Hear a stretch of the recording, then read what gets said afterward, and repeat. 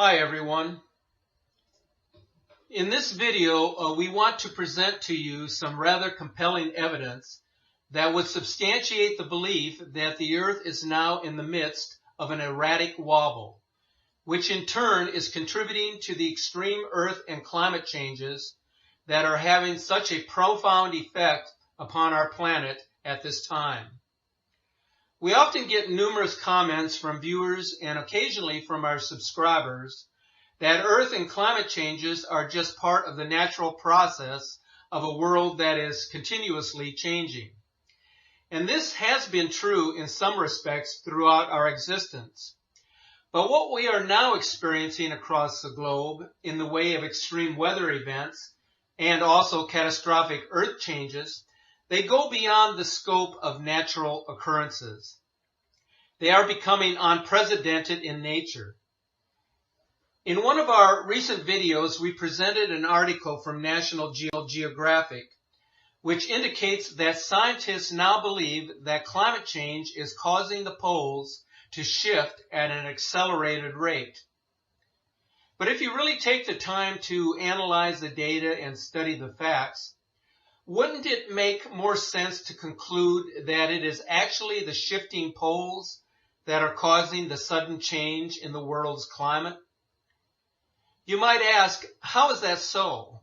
And so we would ask to you, go back and look at the history of the world.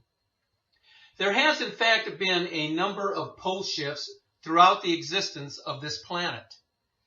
And just because the world is now inhabited by humans who are living in a modern technological age, well, this doesn't mean that a major pole shift is outside the realm of possibility in our lifetimes.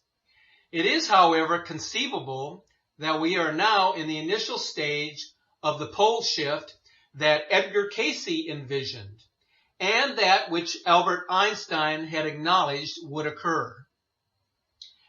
So we can speculate as to why we are witnessing these sudden changes on our planet, and what might be causing these changes, but the facts do speak for themselves as to exactly what is happening at this time. Some of you keep insisting that we show irrefutable evidence that the Earth is being turned upside down, and that a rogue planet in our solar system is responsible for the Earth shifting on its axis, which is a belief now held by the Inuit elders who have observed the skies and the sun for a generation. Then there are others of you who claim that we have been saying for the last 15 years that Planet X would be coming. Well, all we can tell you is that we have been waiting for 3,600 years for its return. A planet which is 5 times the size of Earth, that moves in a retrograde orbit. This isn't going to be the type of planet that travels at a rapid pace across our solar system. Then again, if the planet were visible to the naked eye, would you then believe? We will tell you this, that the world is beginning to see a period of great tribulation, and the arrival of Planet X may come much sooner than any of us would have imagined. Now, we are not trying to be fearmongers or alarmists. There are already too many of them out there. We are just trying to present common sense evidence to the public. So here are some of the things we know for sure. Earth changes are increasing dramatically worldwide. In fact, since 2012, earthquake and volcanic activity has risen on a phenomenal level. Volcanoes are approaching 40 eruptions per day. That's right. Hard to believe, but true. Earthquakes in the Ring of Fire are more frequent and are occurring in unusual areas where people are not accustomed to them. So first off, let's examine the details of the unprecedented earthquakes happening in 2016.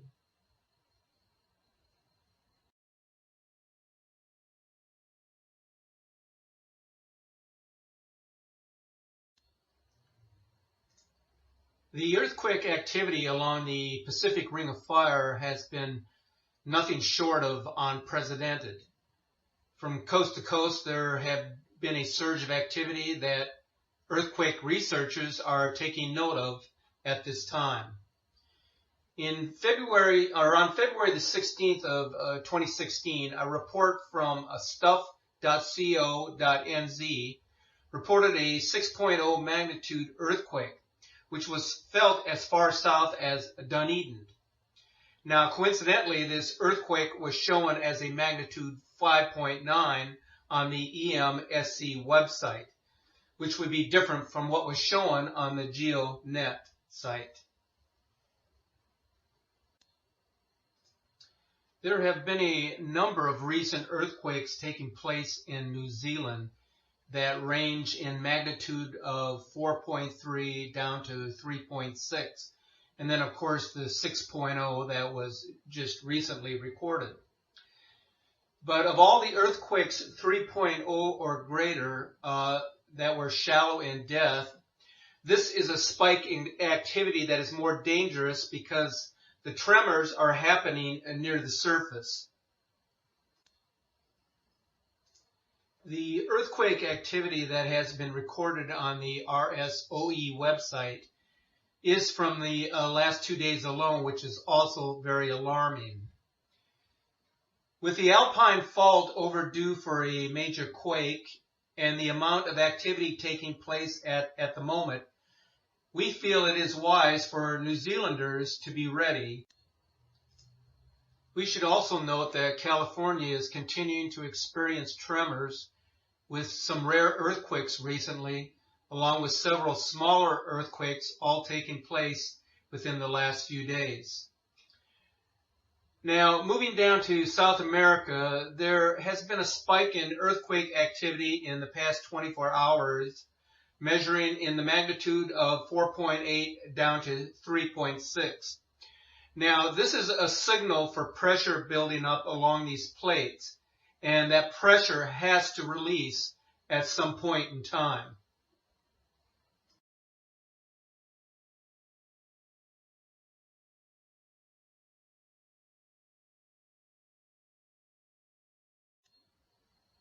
If you take a look at this chart, you will see that fireball events were recorded as in the hundreds per year in the year 2005. By 2011, there had been over 1,500 reports of fireballs. And since that time, it has dramatically increased to where in the year 2015, there were over 9,000 reports of fireballs. Now, it's interesting to note that the frequency of fireballs has increased by 120% between the years 2013 and 2014, and has risen another 20% between the years 2014 and 2015. Now, this is a significant increase, and it should be generating a lot of attention, but if it is, then it's being done very quietly behind closed doors. Now, looking at NASA's data month by month, we see that the fireball frequency is most concentrated in the months of August to December. However, the numbers for June and July are also increasing significantly, suggesting that the area of space from which asteroid and comet debris is reaching Earth, and consequently into which the solar system is moving, is increasing in size. NASA has also published data for near-Earth asteroids, or NEAs, discoveries since 1995. Their data shows a consistent increase in asteroid numbers from 1998 through the year 2013, and significant increases for 2014 and 2015, which shadows the big increases in fireballs that were observed over those 2 years.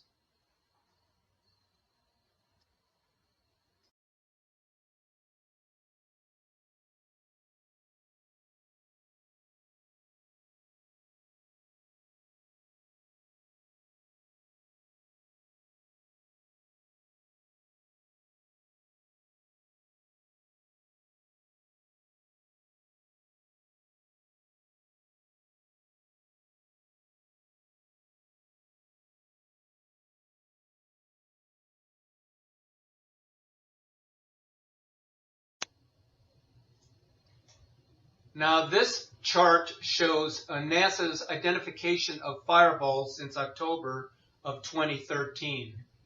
Note that the vast majority of fireballs are classified as sporadics. In other words, they are not identified with any known meteor shower. Now, they may occur during the same time period as a named meteor shower, but they travel in different directions and occur in different parts of the sky. So what's happening in our solar system? It appears that one of a couple of things is happening. The solar system is moving into an area of space where it is encountering a higher density of rocks and asteroids, along with the debris trails of some comets. Or something such as Nemesis is approaching the inner solar system and perturbing comets and asteroids from the Kuiper belt and or the Oort cloud. Now, the two scenarios are not exclusive, but the first scenario could also be triggered by the second. The Nemesis hypothesis proposes that the Sun has a companion star, a brown or red dwarf, in a highly elliptical orbit that periodically disturbs comets and asteroids in the Oort cloud, causing a large increase in the number of comets visiting the inner solar system and a consequential increase in impact events on Earth. Now, we're being told that the Nemesis twin sun has yet to be detected by NASA's Wide Field Infrared Survey Explorer telescope. But WISE has discovered several brown dwarfs in neighboring star systems. So, what exactly is happening in 2016? Well, as you will see by this chart, the fireballs continue to significantly increase.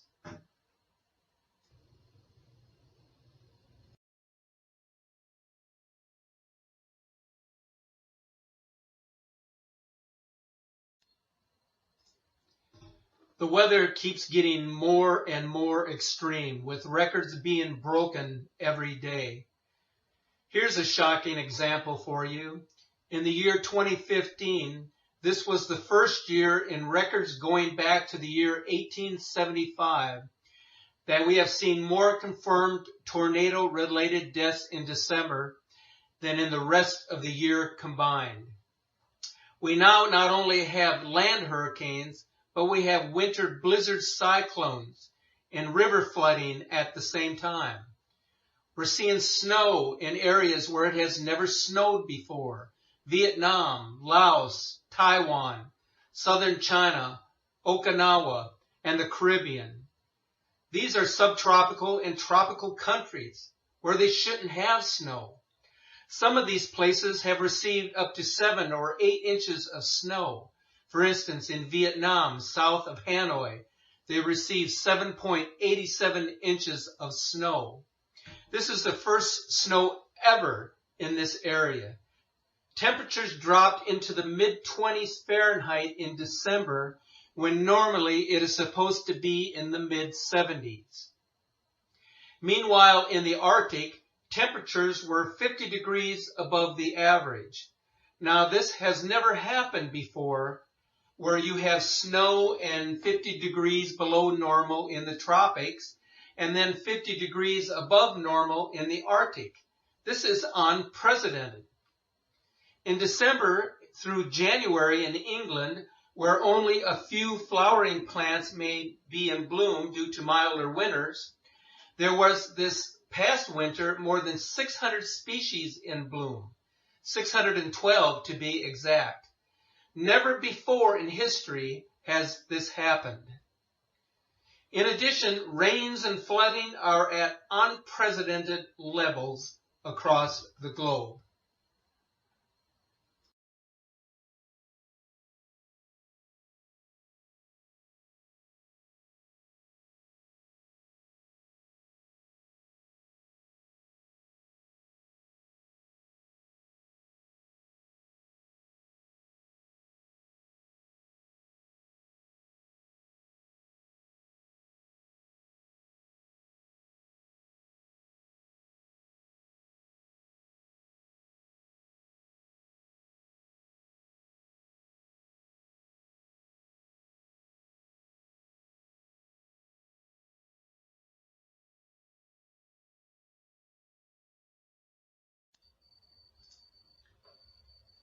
So one can argue that there is certainly evidence of the Planet X effect upon the entire Earth, causing it to wobble, which in turn causes seismic and volcanic activity as well as extreme weather. The Planet X effect is setting the Earth up for a coming pole shift. The world's elite know this is coming. This is why they have prepared underground shelters and seed vaults in key parts of the world. This screen capture explains this relative to where the new equator is expected to be. The hypothesis of a major pole shift is the belief that during the shift, the North Pole and the Arctic Circle will be pushed considerably to the south, thus causing the southern hemisphere and Antarctica to be pushed further north above the line of the equator.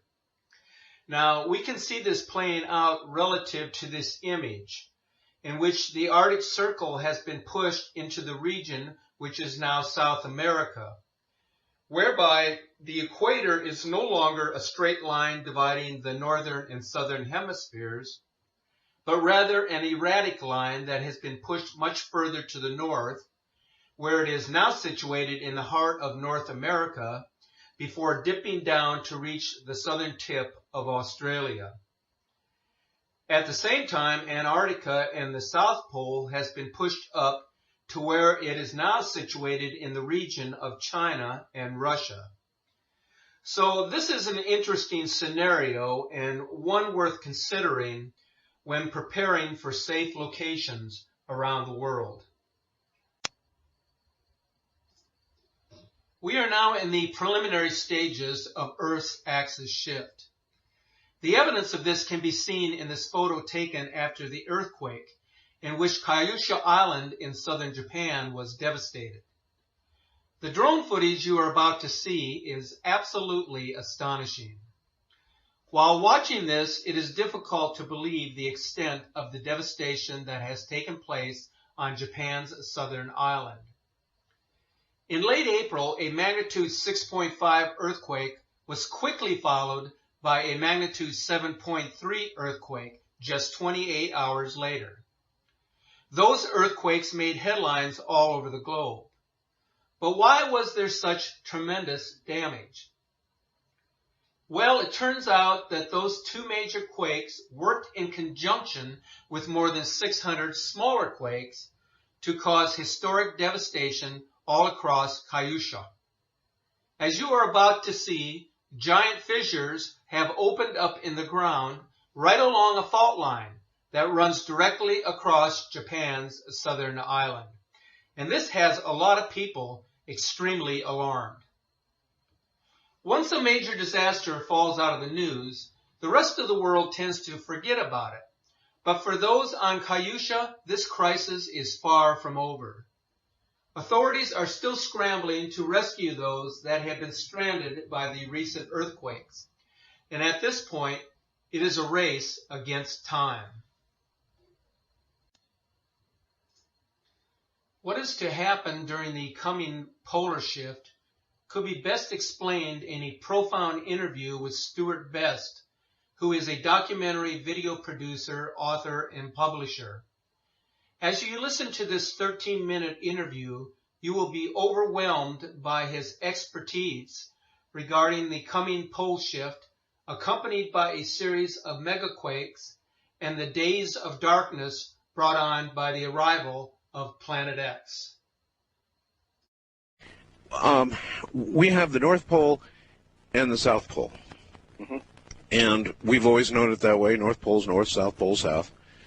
And so it is.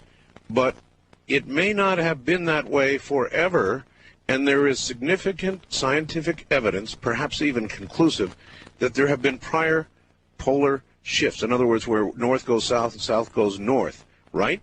That's right. Now, absolutely. Now, how many times in our Earth's history do we think this has occurred? Well, it depends on the experts you look at, but from what we can gather, probably 7 to 8 times. They're just, I think partially they're guessing because of records, but it has happened a considerable number of times. From a biblical perspective, there is at least probably two. I believe there was one before the creation of Adam and Eve that you'll find in Genesis. And then it appears as though when the time of Noah's flood came, that also may have incorporated at least a partial polar shift, if not a total one. And then a very interesting event occurred in the days of Peleg, which occurred maybe 250 to 300 years after the flood, in which it says the earth was divided, and that would have been a gigantic earthquake, which, according to the ancient records, set up the nations as we know them today. The continents? Did it actually change continental formations? I mean, all right, well, let's get down to it. What do we think occurs? Oh, God, so many questions. First of all, how quick would a polar reversal occur? Well, the actual polar reversal, from what we can gain from the scriptures and from other documents, ancient documents, it occurs very rapidly, usually within a one-day period.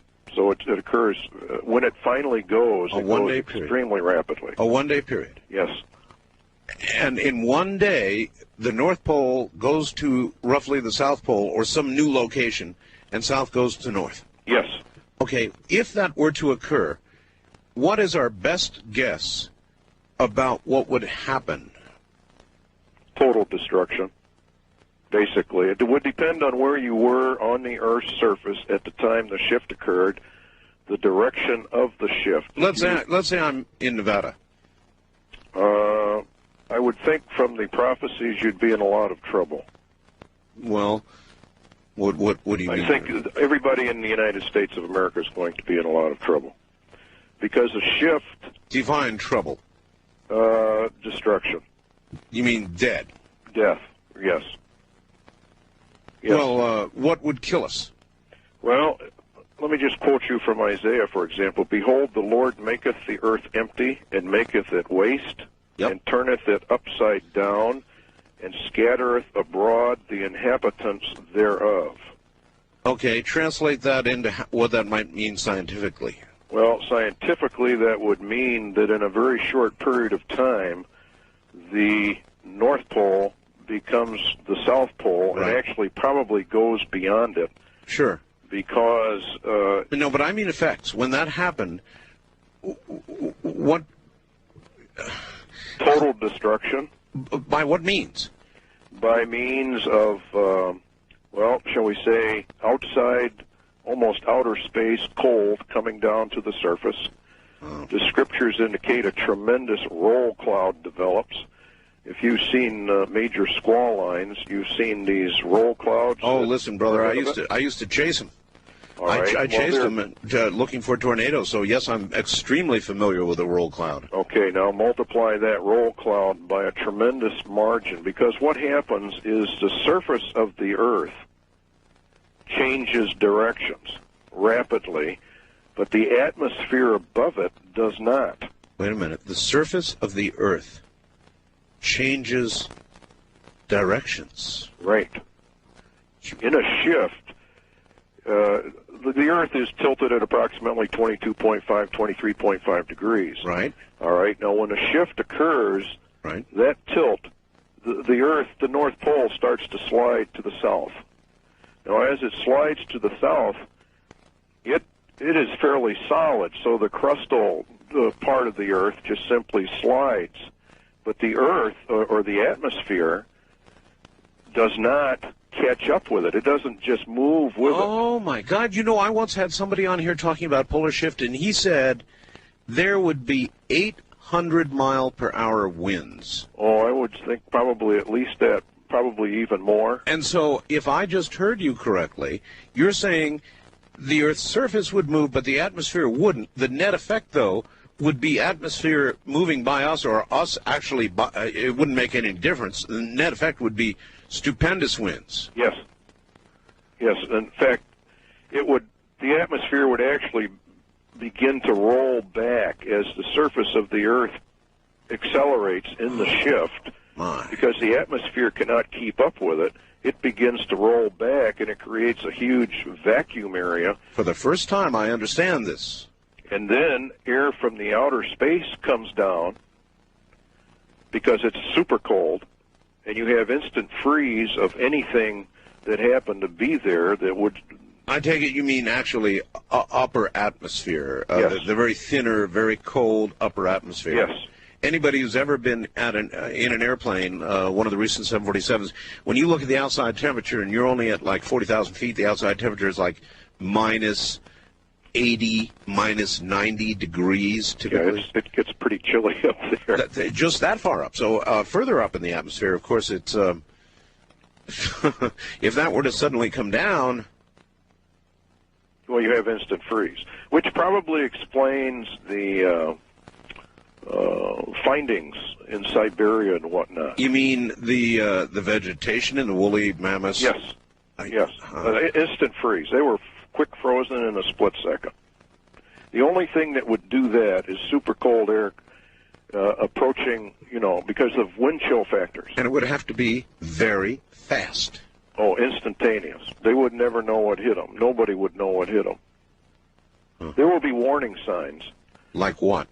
Well, we're already getting the warning signs. We're seeing changes in the weather patterns. The patterns are getting more and more violent. Boy, I'll tell you, there's no question about that. I think we're in the preliminary stages of a polar shift. Now, let me tell you a little story. This is a true story. I could read it because I've got it here somewhere, but I know it by heart. The Fujita scale of tornadoes actually goes to 12, but that's just an academic study. Mm-hmm. On Earth, in our atmosphere, it is impossible to have the scientists say anyway, meteorologists, impossible to have anything greater than what's called an F5 tornado at 318 miles per hour. Now, that's exactly what we had, was 318 miles per hour. That is the very tip top of the F5 scale. At 319, which, by the way, they think they might have actually had, you would have an F6. And they say that's impossible. And yet, it occurred.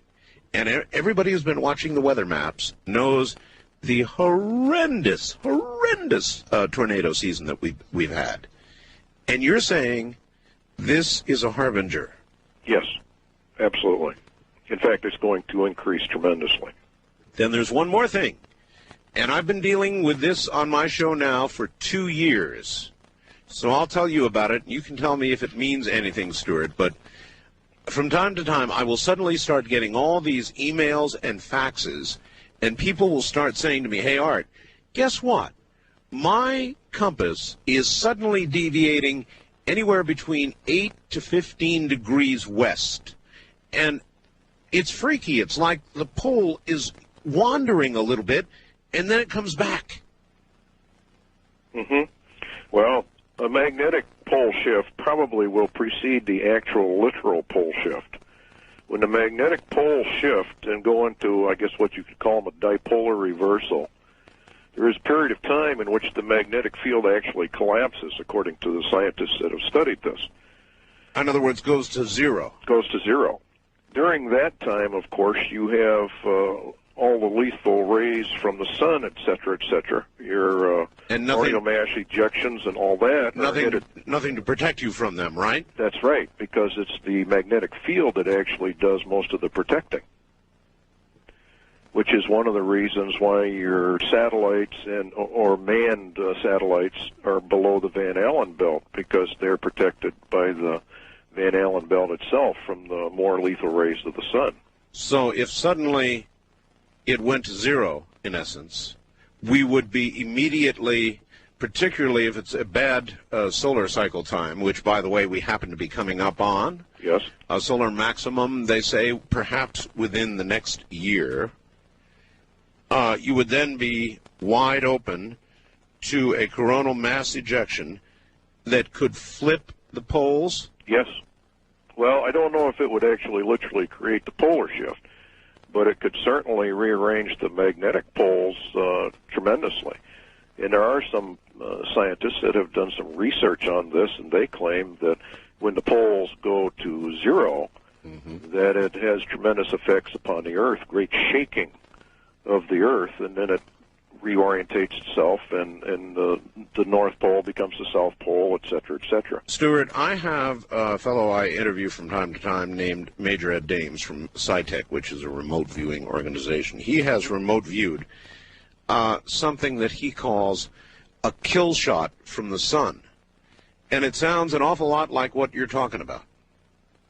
Could well be. There's no question that the sun is involved in this, because the time of the polar shift, according to the scriptures, and the time of a solar nova are the same. The Bible indicates in the Old Testament that the moon will give off the light of the sun, and the sun will give off 7 times the light it has now. Now, that can only be described as a mini nova. You know, it's interesting you should mention this, because I've been reading these stories just in the last few days about scientists seeing these suns go into this apparent nova condition a lot lately. I mean, they've got all kinds of new information about it, and if other suns can do it, I mean, our sun is not that unusual. That's right. It could do it too, couldn't it? It not only could, according to the prophecies, it will. And actually, the way the Lord worded it, he said the heavens will be shaken, and the powers of the heavens will be shaken. In other words, things sort of go off from their normal course. The book of Enoch says the moon shall change its laws and not be seen for its proper period. Would anybody on Earth live through such an event? Yes, there are survivors. According to the scriptures, there are survivors. Well, not many. How about scientifically? I don't in any way put down the scriptures, and I realize you're coming at this from a Christian perspective, which is fine. But scientifically, if what you suggest occurred, how would anybody live?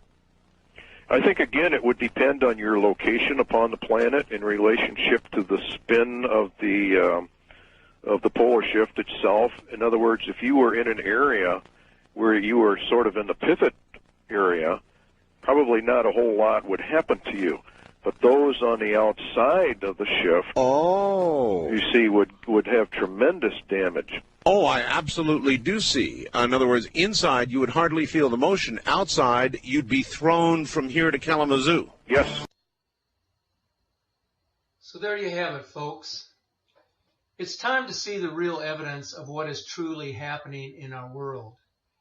The next couple of years could very well be the beginning of the Great Tribulation that so many scholars and theologians have spoken of. Take this time to ponder and study what has been presented to you in this video. And as always, you are encouraged to view all of the Planet X videos in our playlist, and especially the videos entitled Nibiru, Planet of the Crossing, which is an animated version of what to expect during the planet's passage, and also the video entitled Planet X Nibiru, the Celestial Nemesis, which provides a compilation of amazing captures of the Planet X system over the years. We'll be keeping you updated on a regular basis as this celestial scenario plays out. But in the meantime, peace to you and have a great day.